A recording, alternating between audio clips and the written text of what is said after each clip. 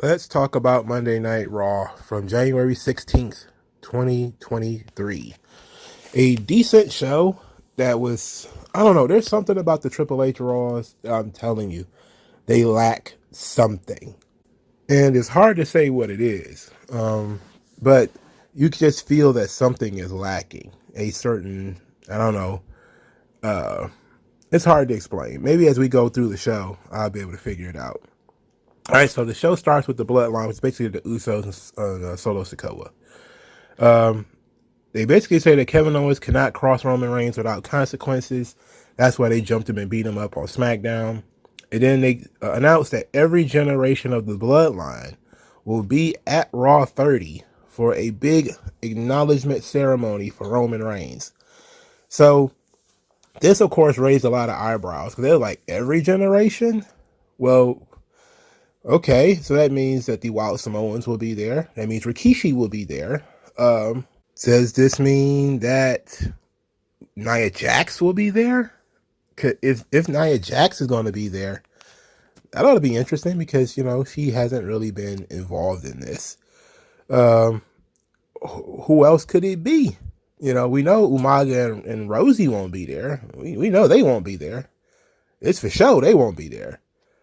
But of course, everybody's wondering if this means that The Rock will show up at Raw 30 to confront Roman Reigns and begin this big build to WrestleMania. I wouldn't put my money on it if I were you. I really wouldn't. But it seems like it's a perfect layup for WWE in terms of everybody's going to acknowledge Roman except one, and that one is going to be The Rock, and that's going to lead to the big match at WrestleMania. That, of course, you kind of shrug because you're in a situation where if you're going to do Rock and Roman, why even have the Royal Rumble? Because Roman ain't losing the belt before WrestleMania, is he? That doesn't make sense. And The Rock and Roman don't need a title. So I'm not sure what the plan is here. Maybe they'll plant the seed. Maybe they'll do a segment between The Rock and Roman, and they'll postpone the match until next year's WrestleMania. Maybe they'll do some slick stuff where Cody cashes in his Royal Rumble thing before Royal Rumble, and he'll win the title at Saudi Arabia or something like that. I think there's a Saudi show in between Rumble and WrestleMania, right? I think last year, they did the Elimination Chamber in Saudi Arabia. Maybe Roman will drop the belt at some point between Rumble and Mania. And they'll just go with Rock and Roman at WrestleMania. I don't know, you know. But this idea that you're teasing having The Rock on the show, and this is a big tease, you know. They're not advertising, but this is a wink and a nod saying that The Rock will be there. So a lot of people are going to be watching this show, waiting to see if The Rock shows up, you know. And it's going to suck if he doesn't appear. I tell you that much. People are going to be very, very, very unhappy if The Rock doesn't appear on this show. I can tell you that much. So unless Triple H got this shit in the bag, he better chill out. All right, so they're interrupted by Judgment Day. And outside of Finn Balor calling Dominic ex-con Dom, we could have, and of course, put in some heat on their tag team match. The big idea here is that the Bloodline has come through and beat up everybody on Raw except the Judgment Day. And Dominic is sniffing in the air, and I'm thinking he's about to call them pussies. I swear I thought that's where he was going with this. I was really gonna laugh my ass off if he'd called the Usos like, I smell pussy. That'd have been great. But he's, of course, smells fear. That the Usos fear the Judgment Day. Then Jimmy starts making fun of Dominic, calling him a little carnage and all this kind of which is hilarious. Dominic said the Usos wouldn't last a minute in the pen that he was in. And Corey Graves is on commentary making drop the soap jokes. I'm like, oh hell no. You making man rape jokes on TV?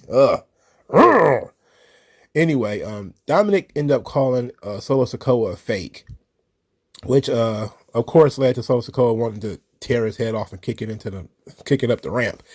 But then he ends up getting confronted by Rhea Ripley. And they have this standoff between Rhea Ripley and Solo. And it led to a lot of people kind of, oh, Rhea Ripley needs to start wrestling men. She's so big. And I'm just kind of like, why would you do this? She's just being Dominic's bodyguard. You know, that's all. Let's not overthink this thing. Let's not overdo it. Let's not try to turn Rhea Ripley into somebody who's going to be wrestling men. It's cool for her character to not back down, but she's always playing the woman card that you can't hit me because I'm a girl. It's not you can't hit me or you can't kick my ass because I'm a badass. It's always go ahead, hit me. You know you can't hit girls. That's how it's played. So no need to jump over the fence and start, doing too much. Anyway, we all saved by Mustafa Ali, who attacks Solo Sikoa. This was the match anyway. So Mustafa Ali is destroyed by Solo Sikoa. The match was longer than it probably should have been. Afterwards, Kevin Owens attacked the Usos, which of course distracted Solo Sikoa during the match, but it didn't cost Solo the match. But afterwards, he attacked Solo Sikoa too. And the segment essentially ends with Kevin Owens whipping their ass. The kind of back and forth thing that we got here where one week they whoop his ass, the next week he whoops their ass. It seems like we're in loggerheads here. It's like two rams and the horns are stuck together. And, one of them seems to have a little bit of an advantage, but then the next week things are, back the same.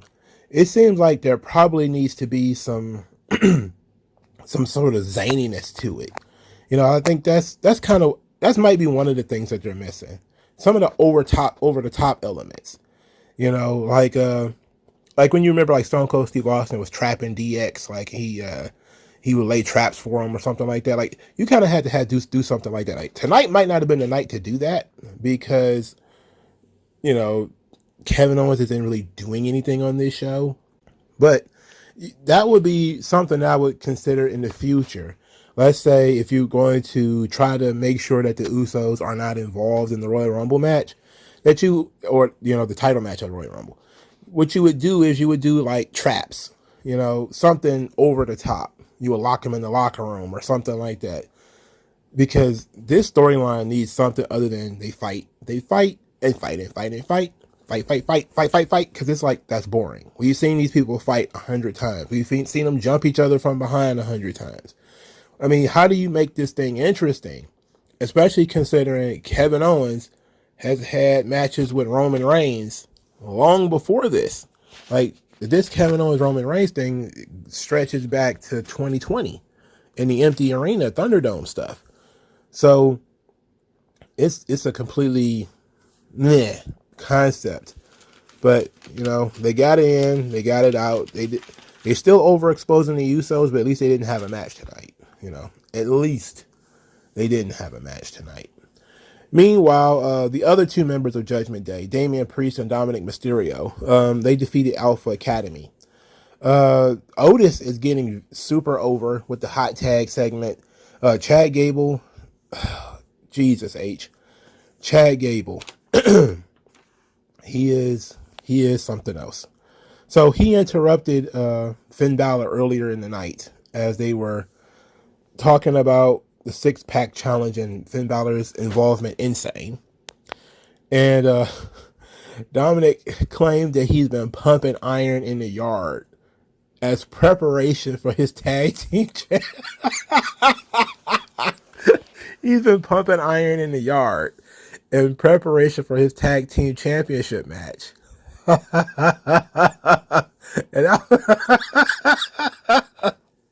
What?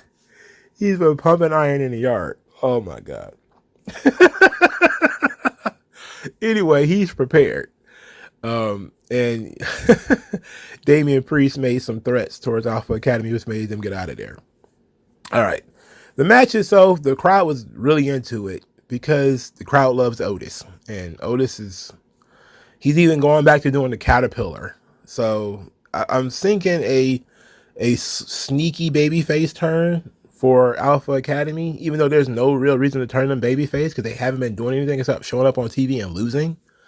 I mean, this was a heel program, and that probably is the reason why Alpha Academy got such a good reaction, because at least Otis is there and Otis is funny. But and Dominic Mysterio is one of the most annoying people on the planet, and he's one of the most delusional individuals ever. But this match was actually not bad. Damian Priest nails the South of Heaven chokeslam on Otis off the second rope, which I thought was pretty cool. And since it's not really believable that you're going to pick up Otis with one hand, I don't think anybody could do that. Doing it off the second rope made it look very cool. And it's a good way to eliminate Otis from the match. Also, Chad Gable did like a flying headbutt, which I really wish guys wouldn't do flying headbutts. I really wish they wouldn't do it, but they do them anyway. The Judgment Day was having a hell of a night until the main event, where Finn Balor failed to win the six-pack challenge. But throughout the night, there was various segments featuring the wrestlers who were going to be in the match. In fact, I think there was only 3, if I remember correctly. Finn Balor had a backstage promo. Bobby Lashley had one. And Dolph Ziggler had one. Now, the Dolph Ziggler backstage promo is actually pretty interesting because it ties into the first match. Dolph Ziggler is kind of loosening up. When Mustafa Ali appears to wish him luck very facetiously, and said that he keeps getting opportunities handed to him over and over and over again, and that he should be in this spot. But Dolph Ziggler said, look, you ain't got time for Ali and all Ali's petty grievances. And that in this business, especially around here, nobody gets anything handed to them. This led to Ali sucker punching him from behind. And they just left it at that, which I was like, huh? Like, that's more of the dramatic element of wrestling, where people slap you or punch you and you just stand there like, huh? It's like, yeah, not really. If somebody punches you, it should be a fight, or something. But Ali knocked down Dolph Ziggler, and Dolph didn't do anything. He just didn't do nothing, which is unfortunate. Seth Rollins had a backstage promo too, where he basically, I think, actually made a decent point, where he said he thought he was done with the United States Championship. He was moving on to the Rumble and to becoming a world champion. But WWE officials called him and said, six-pack challenge, are you in? So he's like, of course I'm in.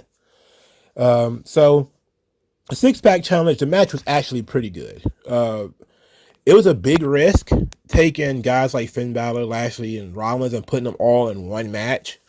Like, that was a big risk, especially to the show, considering you're like, okay, if Rollins and Lashley and all these guys are going to be in one match, what are you going to do for the rest of the show?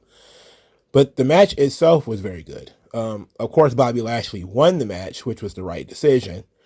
The match itself was a little busy, where with the not only the 6 men in the ring, but then there's 3 other men outside the ring. You have JBL, he's interfering. MVP's out there with a Moss, they're interfering. Well, I should say 4 men, because Austin Theory's outside the ring too. He's cutting promos on these guys on commentary. And he actually said something that I didn't think of until he said it, where he says that he feels like he's been watching all of these guys growing up, which is crazy because it's actually a fact. All of these guys have been in WWE a long time. The Miz has been there since 2004. Lashley since 2005, except for his, vacation to TNA. Dolph Ziggler's been there since 2007. Seth Rollins has been in WWE since 2011, 2010. Baron Corbin around the same time, and Finn Balor around the same time. So if this is coming up on 10 years for some of these guys, Dolph's been there longer than 10 years. Miz and Lashley have all been. Lashley hasn't been in WWE for 10 years. He was there for 2 or 3 and then went on an extended vacation. But if Theory was watching SmackDown in 2004, this would have been 19 years ago, which means he would have been a kid. Then yeah, he would have seen Lashley on TV. It's crazy, and then when you consider everybody in this match is over the age of 40. At least I think so. At least Corbin, I'm not sure about. Rollins, I'm also not sure about. I think they might be late 30s. But Miz is definitely over 40. Balor is over 40. Dolph is over 40. And Bobby Lashley is over 40. And I think Lashley is the oldest person in this match. And it kind of, with the story that they're telling with Austin Theory, that he's the now. He's the now. That's the big Triple H idea. He's not the future. He's the now.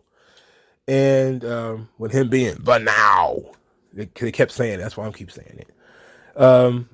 That it's almost as if it's a version of the Legend Killer gimmick that Randy Orton did, except for not nearly as fun, because there's not nearly enough legends, and he seems to just be Chinese finger trapped with Lashley and Seth Rollins for 2 months, maybe even longer than that.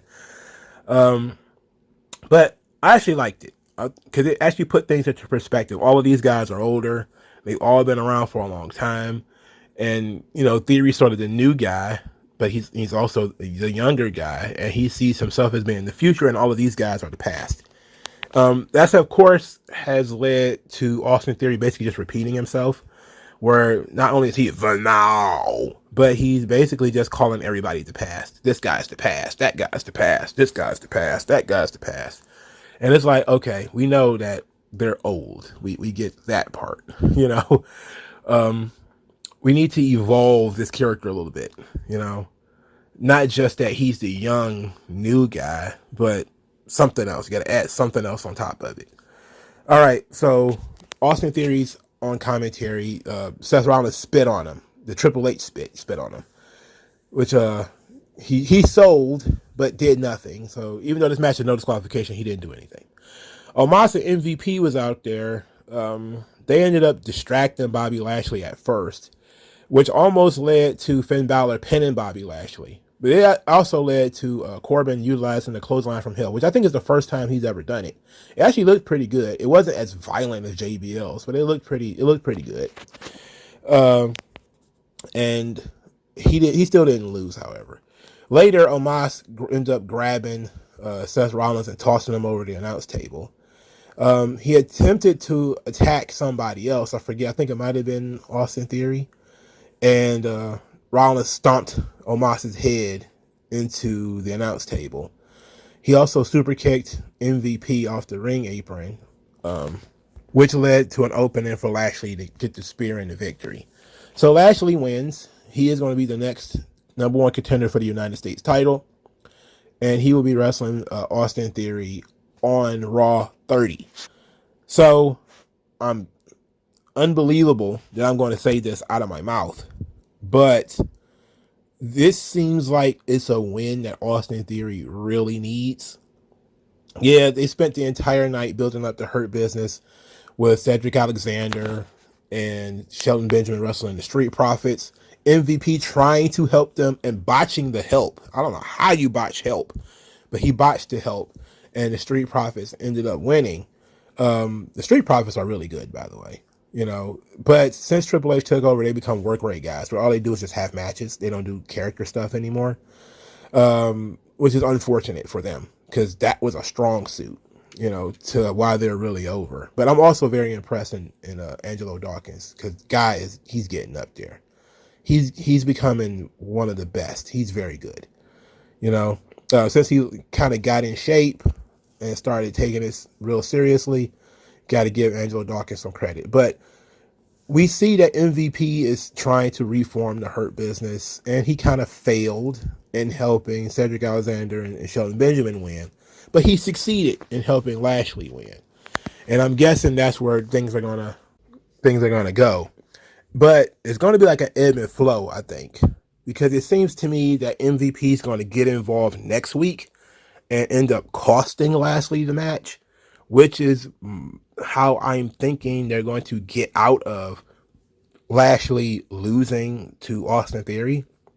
They're going to give him an excuse, and maybe MVP and Omos being involved is going to give him an excuse to get out of this.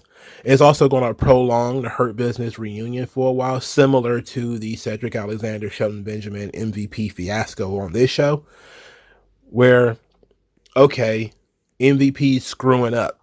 he's trying, but he's screwing it up. And it'll distract Lashley, take him off that title ramp. And then he could do the Hurt Business stuff. And then Austin Theory can win, maintain the title, and then if they want to do whatever they're going to do with him at the Royal Rumble, they can do that. But to me, that seems like that's the right way to do business, is to have Theory win, because he needs to win. But he has to win in a way where it can't be fully convincing over Lashley, because Lashley is a guy that they want him to fight Brock Lesnar, and maybe there's some future Roman Reigns matches and stuff like that for him. You can't just have him in the ring getting beat clean by Austin Theory. That just no, you can't do that. Now the Hurt Business, I think, will be reforming, but it's going to be a while. I think they should reform it after the Royal Rumble. That way you're over the hurdle of every man for himself kind of thing. And you could find some way of MVP bringing everybody together. That's what I would do. I would probably wait till the night after Rumble, or somewhere along the road to WrestleMania. But of course, the general idea is, of course, if you reform the Hurt Business, what do you do with them? All right, the Hurt Business is reformed. Who do they feud with? I guess your only answer is the Judgment Day. That's really your only answer. So, because Judgment Day is not beating the Usos for the tag team titles. So the only thing you got is sort of gangland, maybe an 8-man. Can it? No, it can't be an 8-man. It has to be a 6-man tag. The Judgment Day versus the Hurt Business. Now that could be fun, but you would probably need to add a 4th member to Judgment Day. Another male member to Judgment Day. And then you also have the Edge stuff. And I think Edge will probably be coming back at some point soon too. Either at the Rumble or maybe at Raw 30. Edge is going to return. So maybe that might distract Judgment Day for a little while, because they don't really have anything to do. They've kind of been floating around for a little while. So that's just a lot of stuff to discuss here, because Finn Balor lost this match. It was like, okay, well, now what did he do? Well, you still got the Edge thing. For Rhea Ripley, you still got the Beth Phoenix thing. Dolph Ziggler clearly is going to go to the lower mid card to feud with Mustafa Ali. Baron Corbin is in flux. Who knows what the he's doing? He's lost. And Seth Rollins is lost in the shuffle. Because if he's not the United States champion, who does he even... I don't even think we have any idea who he could wrestle at WrestleMania. There's seemingly nothing special on the horizon for Seth Rollins at WrestleMania, unless he ends up drawing Bray Wyatt or something like that. I don't see... There's no championship for him to wrestle for, unless he's going to wrestle Gunther, which I think they wrestled at house shows. So maybe they do that. Maybe they do Brock Lesnar. I don't know. But Seth Rollins is a guy he's too good to not have a direct link to the future, but they don't have one. He's not going to be on a tag team. So what the hell else is he going to do? What is he going to do really? AJ Styles is out too. So there's no big work rate match he can even have, because who is he going to have the big work rate match with? Johnny Gargano? I mean, and he's hurt. So I don't know. Seth Rollins, I'm very interested in where he lands in WrestleMania. That'll be very interesting. Oh yeah, while I was talking about the Hurt Business, I should have mentioned that Omos defeated Elias on this show. Nobody cares about that. It went on entirely too long. Nobody cares. All right, so let's run through this Becky Lynch thing real quick. So she called out Bayley, and she kept calling Bayley a Karen. It seems like a little late for the whole Karen thing. Bayley is trying to no-sell the Karen stuff, but Becky's trying to really push it with the bad haircut and all this kind of thing. And Bayley's trying to push through it. She doesn't care about this whole thing. That was real flat. That was real flat business right there. Anyway, Bayley is talking about how Becky Lynch is bitter and friendless. But then they finally get to the meat of the matter by saying that Becky Lynch took Bayley's spot in 2015, robbed her of the opportunity to be the first woman to main event WrestleMania, and that all of Becky Lynch's achievements should have been Bayley's. So now Bayley is the Dolph Ziggler of the women's division. It should have been me. It should have been me. So now Becky Lynch has to explain to Bayley that all of her success, her being Becky Lynch, was not supposed to happen. She was brought up on the main roster to be just another body. She wasn't meant to be a star. But because she busted her ass and she doesn't whine, she overcame and she became the man. So they're telling this story that Bayley was kept in NXT in 2015 because Bayley wanted to be a role model. Bayley wanted to be a locker room leader. Bayley wanted to be what she is now. And they're kind of alluding to the fact that Bayley is maybe trying to recreate the Four Horsewomen with Damage Control, because that's where Becky Lynch is going with this. And that, 2015, is that what you're trying to recreate something with Damage Control? And I'm thinking to myself like, oh no. That's not going to work. This NXT thing lacks fire, mainly because it feels like something tacked on at the end. It doesn't feel like a central point. Like, you would think if this was a central idea, that Bayley was really just jealous of Becky Lynch, and thinking that Becky Lynch's success should have been hers. We should have talked about this weeks ago.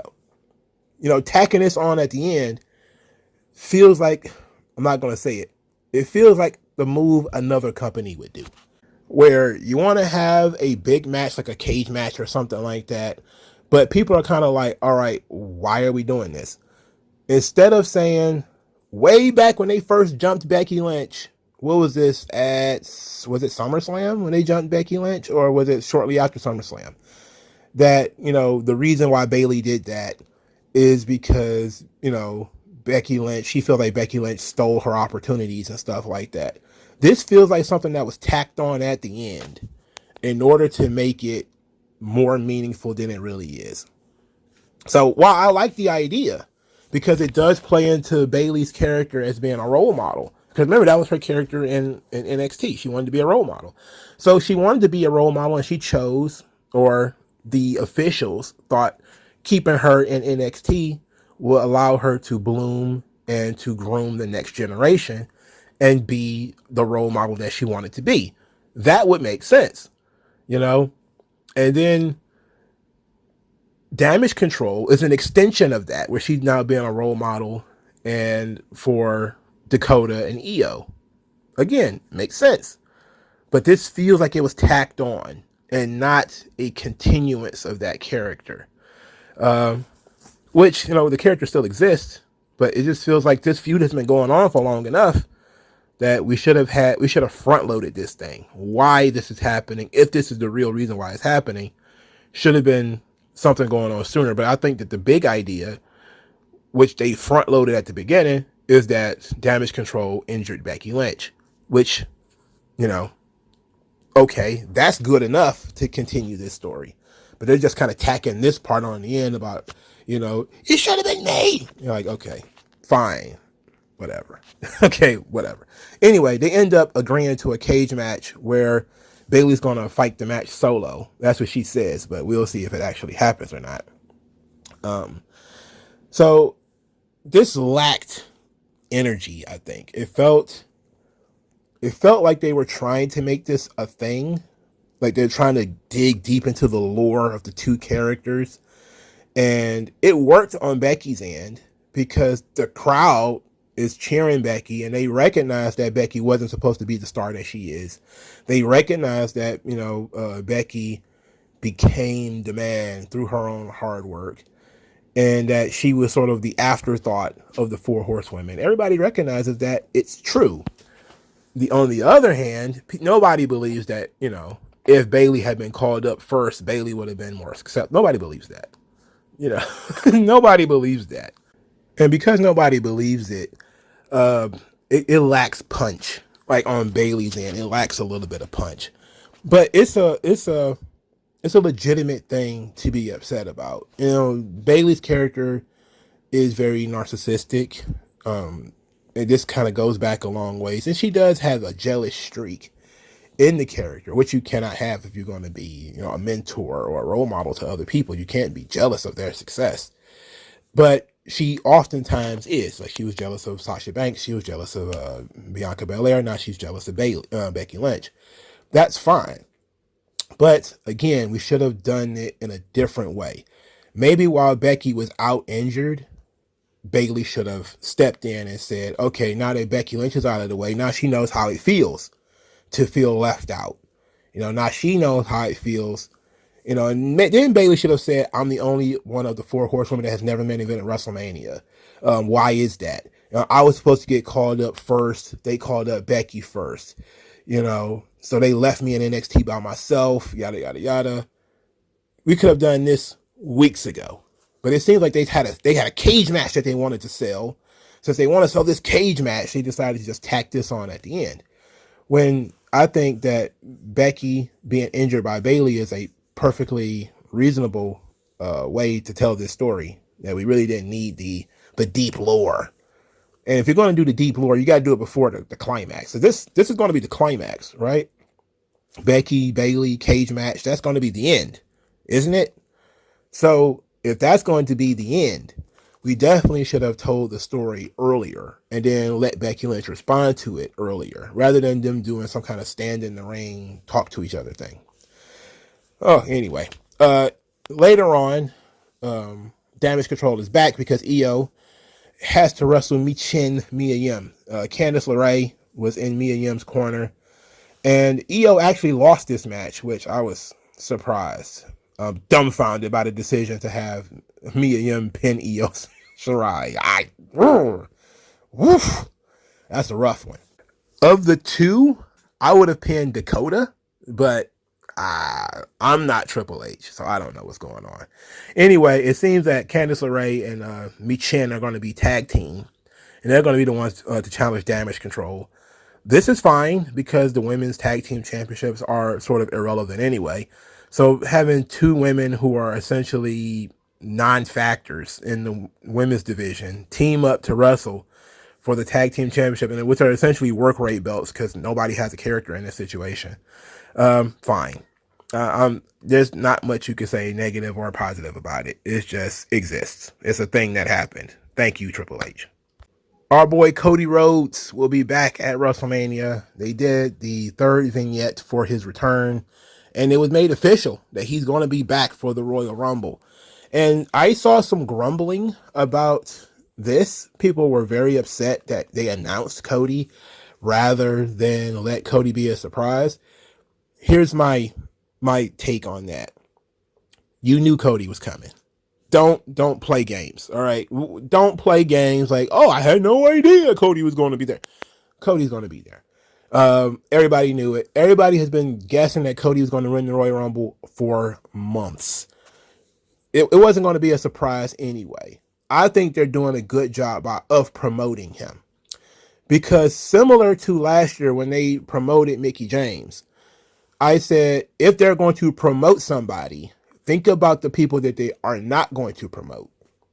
And that's really where I'm thinking of when it comes to the Royal Rumble. If they're willing to just tell you Cody's going to be in it, which, everybody knew already, think about the people who could be in it that are not going to be announced. Now, I am on the same page as people who don't want 28 people announced for the Royal Rumble going into the show. I am on that side. At least leave 10 to 12 spots where I don't know who's going to be in it. All right. If I know 28 people who are going to be into the match, I'm not going to be all that interested because it's going to be about when they come in. So leave a good chunk of the spots open. Let's have some surprises. I'm talking a mixture of legends and NXT and free agents and stuff like that to make the match bigger and grander. That's what I want. But I don't mind you promoting a guy to go into the match. It reminds me of, I believe it was the 96 Rumble that Shawn basically announced that he was going to be in it, and that was great, because we got to go into that match like, okay, how can Shawn really do this? He's got the post-concussion syndrome. It's the same thing with Cody. It's like, okay, is Cody really ready? He's got the torn bicep. Is he really ready to return? He's got to fight 29 guys, man. And if I know Cody, he's probably going to come in at number 2 or 3 or something like that in order to really, really work this thing, to really milk it. He's going to come in early, which, is great babyface stuff. To come back from an injury and then come in early ought to be excellent stuff for Cody. And he has to touch everybody who comes down. That ought to be fine. So I don't have a problem with them announcing Cody. You know, they've done it before. And they usually, and that's WWE's way of doing things, they kind of promote the Rumble winner before he wins anyway. And I don't know why they do that, but they do. They typically have a storyline going into the Rumble that basically tells you this guy is going to win it. Here, come watch it. And it's kind of a way of presenting this guy on a silver platter. And I don't have a problem with that. I do have a problem with you telling me everybody's going to be in the match, though. I don't want to know everybody's going to be in it. So, as long as they keep a good chunk of the people a surprise, the Rumble ought to be fun. And I do expect there to be some people that you didn't know were signed, popping up at the Rumble. Either the men's Rumble or the women's Rumble. All right, so let's go to the Bianca Belair, Alexa Bliss stuff. Because it was stuff, and it did occur. Bianca Belair, short and sweet. She understands that there's risks that come to this job, but the risks don't stop her from coming out there and doing what she does to become the Raw Women's Champion. She wants Alexa Bliss to come and say all the stuff she said the previous week. Come say it to her face. So Alexa Bliss does come down the ramp. Says that Bianca Belair fears her because she doesn't know what's going on in her mind. Bianca Belair lays out the challenge for the Royal Rumble. Alexa Bliss accepts. Then they decide to fight right there in the aisleway on the ramp. They fight on the ramp. It's pretty even Steven, which is, I don't know. It's always weird that Bianca and Alexa are fighting evenly, where the size and strength difference is so obvious. Again, we need to do something to make Alexa sneakier. She needs to have tactics. Anyway, Bianca's about to do something really terrible to Alexa Bliss on these two chairs. When she sees in the aisleway in the crowd, the top hat, the lighting, she sees Uncle Howdy. So she's kind of distracted, and Alexa Bliss escapes and ends up dropping her. And, Alexa Bliss has had a distinct lack of passion the last 2 or 3 years, especially since her return. Before she left, she was doing the Bray Wyatt stuff with Randy Orton. She seemed to be really interested in that.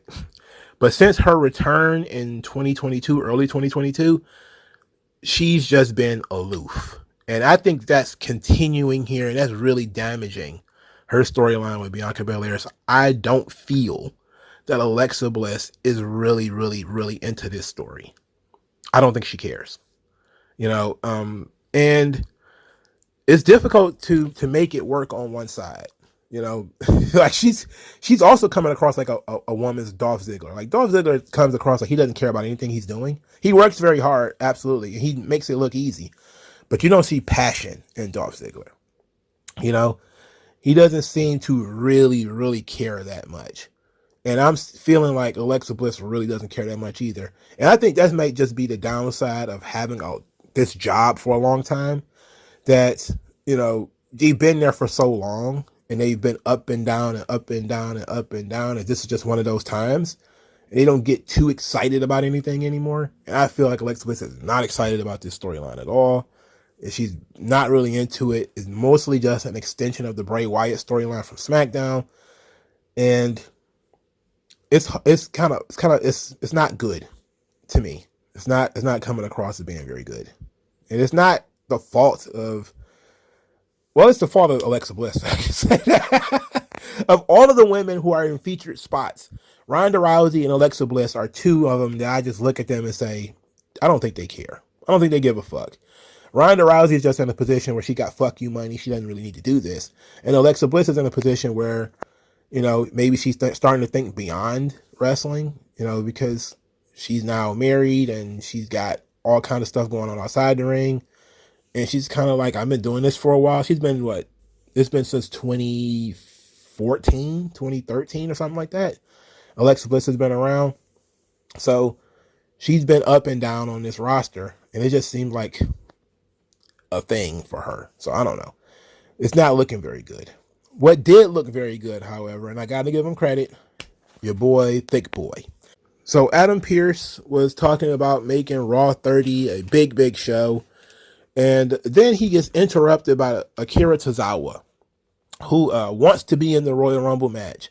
So Adam Pearce looks at him and says that he has to earn it. So he has to, prove himself worthy of the Royal Rumble. And Tozawa was like, okay, sure, give me a match. He didn't say it in those terms because his English is not that good, but he's given the match, and the match is against Bronson Reed. He actually deserves me calling him Bronson Reed and not Thick Boy right now. Because even though Tozawa was around for too long in this match and probably got too much offense, Reed just was wrecking Tozawa. My favorite spot wasn't really the power bomb into the barricade. I thought that looked a little unsafe. It looked a little unsafe. But the running shoulder tackle off the apron, the way Tozawa sold it, the way it was delivered, it looked great. It looked badass. And then the crowd was into it as well because he was really hitting some big power moves on this guy. And hey, a big guy works power moves, does one high flying move, that being his finisher, and the crowd is into it. I think this is a match where Bronson Reed walked out of it more over than he walked into it, which is a rare occurrence for big guys in modern wrestling today, because usually they give up too much, they do too much, and people walk away with he's just another wrestler. But in this situation, maybe it was because Tozawa was so much smaller than him. Maybe it was because Reed worked smart in terms of just doing a couple of big moves and then ending it. It just came across like this guy is a menace. And, not just another, he's a heel because he's wearing a black jacket, because that's Triple H's specialty. I don't know what's going on with that, but I like it. Big Boy wins with the tsunami. That was a good decision. So if he can keep that up, I may actually start calling Bronson Reed, and stop calling him Thick Boy. But he's going to have to do that for like a couple of months before, because he's still very short. So I liked it. I thought that it was a very effective squash match, far more effective than Amos and Elias. Maybe because Elias wasn't meant to be squashed, but they didn't do Amos no favors with that match. All right, so that's Raw. I still feel that the Triple H Raws are too dry. Yes, there was an NFL playoff game on this show. Yes, it was a national championship game the previous week. There had been Monday Night Football all the weeks before this. There's no excuse. These Raws are feeling very dry. Even if the matches are good, even if the promo segments hit, which they don't always do, I still feel like the shows are too dry and not enough is happening. We need some of that craziness, some of that over the top. Like NXT brings the over the topness sometimes, but that was sort of like the cornerstone of the, especially Attitude Era, Ruthless Aggression Era Raws. Those things were something wild was happening every week. Somebody was getting splashed with something. Somebody was getting covered with something. Now everything is very pulled back, very subtle. Like the subtleness of Nikki Cross, stalking people in the crowd, or the subtleness of Uncle Howdy being in the aisleway, or the QR codes, or it's just always understated things. That's fine. You can have understated things, but we also need over the top things. We also need over the top promos where people are yelling at each other and they're serious and they're talking about something that matters. We also need, somebody trying to humiliate or embarrass somebody. We need that kind of stuff. We're not getting enough of that. We need more. It needs to be more energy injected into this show. And I think that criticism of, Raw especially, because it doesn't really happen too much on SmackDown. Even though SmackDown is very understated as well, the storytelling is much tighter. And you get more wrapped into the drama on SmackDown. On Raw, there's not that much drama for you to get wrapped into. There's plenty of comedy with like Dominic or Alpha Academy. There's plenty of comedy on Raw. There's not enough drama. Maybe a little too much in the way of action. Too many just fight scenes for the sake of. And not enough over the top, And maybe that's what Triple H wants. Maybe he doesn't want, the over the top stuff on the show. But fuck, that's what we need. You know, that's what people when people think of 30 years of Monday Night Raw, they're not thinking of crazy work rate matches. Some people might. Somebody think like, oh, I remember about Bret Hart and 1-2-3 Kid. I'm like, yeah, I remember that too. But I also remember the bloodbaths, the pig slops with the Phineas Godwin. I remember a lot of the over the top stuff that was happening. People, guys being held at gunpoint. People being spray painted, people's hair being chopped off, that kind of stuff. And you could tell that there are stories on this show where that definitely is needed. Maybe those storylines aren't there fully, but give you an example of what I said earlier. The Austin Theory is coming across like a retread of Randy Orton's Legend Killer, right? Okay, but when you think about Randy Orton's Legend Killer gimmick, what was he doing? He was every week there was a different legend either in the crowd or backstage or somebody like that for him to get in the face of, and he would spit in their face over the top, completely disrespectful. He would spit in their face, or he would attack them or something. Austin Theory just kind of walks around just because I'm the now, and it's like, okay, there aren't too many legends floating around for him to attack. And that should be where we should be leaning towards his character. Okay, he's not going to wrestle. I'm perfectly fine with that. Thumbs up. You don't want to work him every week. But at least bring in somebody who's going to be a special guest or something. And they can sit in the crowd and Austin Theory can cut a promo on him. Or punch him and knock him down or something. To talk about how they're the past and, maybe talk about that era. I think that would be fine. If you talk about he can run down the era, run down the guys of that era, how he's better than them, how all of them are old men now, and how we need to let go of the past and all that kind of stuff. That would be great, but you need to do that at least every other week or weekly, however you're going to do it. And it does need to have color. That really what makes WWE different is their storylines have color. Underneath, it's very basic shit, very basic. Randy Orton is, that young guy who's disrespectful to older talents. Okay, you could write that on a sheet of paper. That's bland. But if you take into the amount of disrespect and to the people that he's doing it to and setting him up to look like the ultimate sort of asshole, that's where the color comes in. That's where, the marketing comes in, because the marketing, you label him Legend Killer. That's different than, young upstart. Okay. So, you give him a nice little moniker, Legend Killer. And then you put him in situations where he has to, he beats up a legend. Okay. Austin Theory is similar. When you want to talk about he's going to erase the past or something like that. Okay, now put some guys who are representing the past in these scenarios. Maybe he takes out JBL or something like that.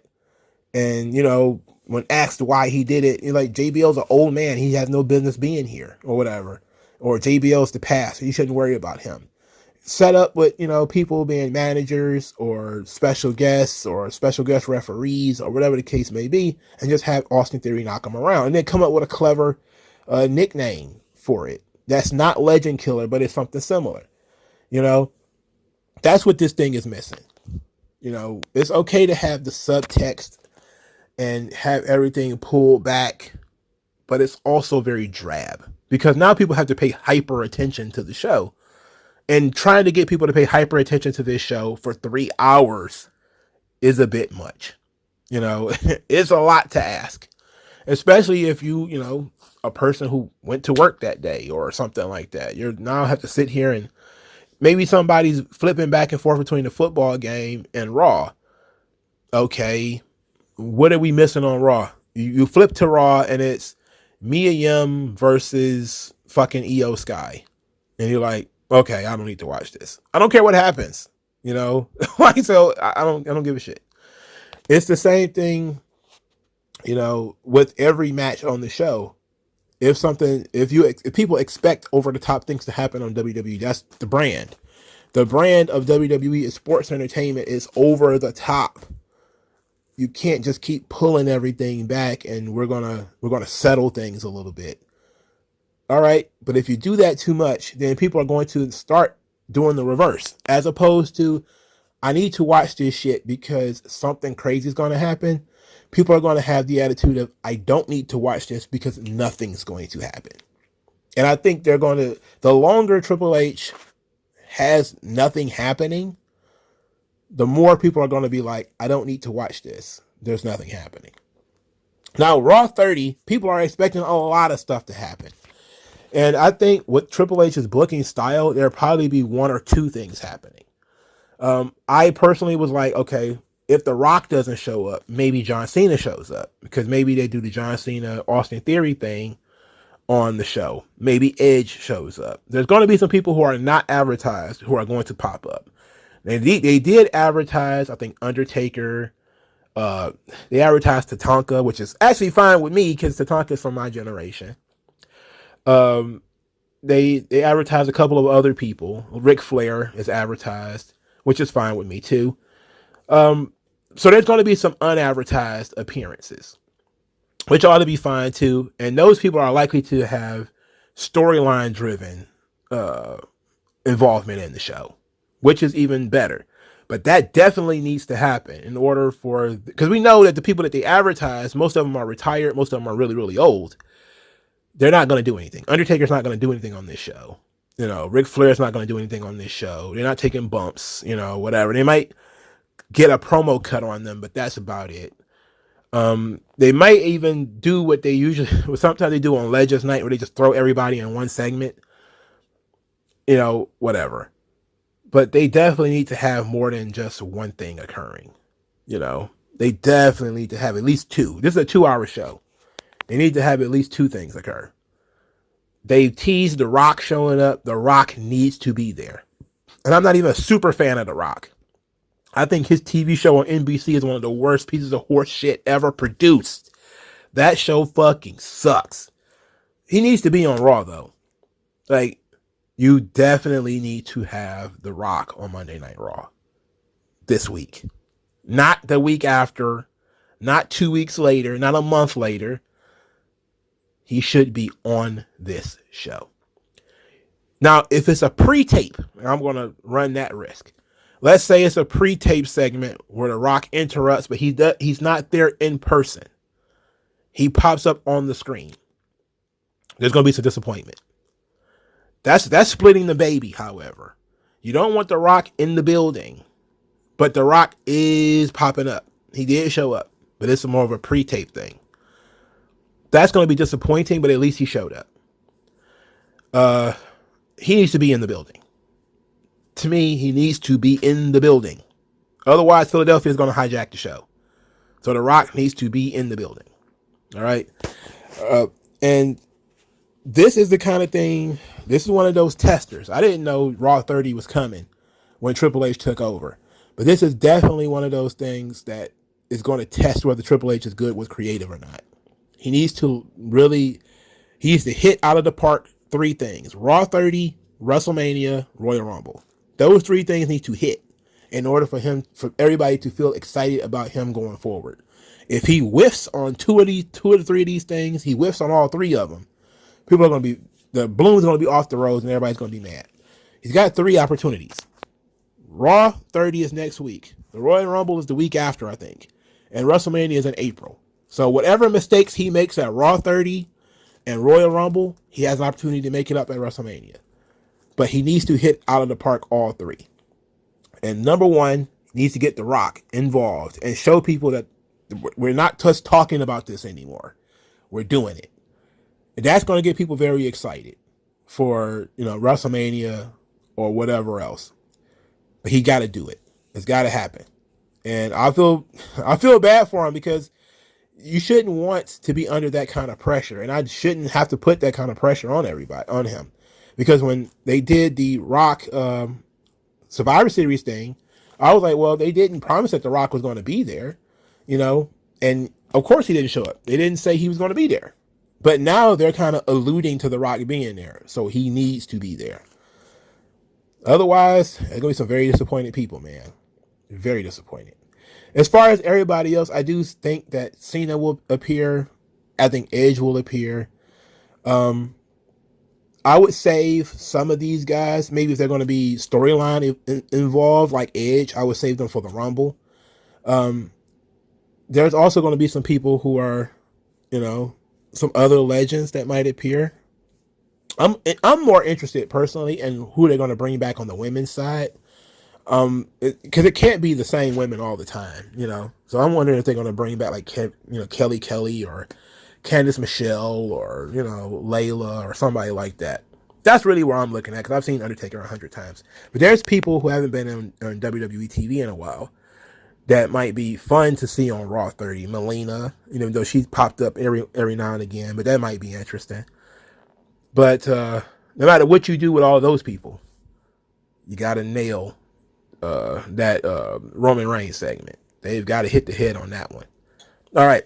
What do you guys think about this Raw 30 and all of this stuff? Like, share, subscribe. I'll talk to you guys later, man. Peace out.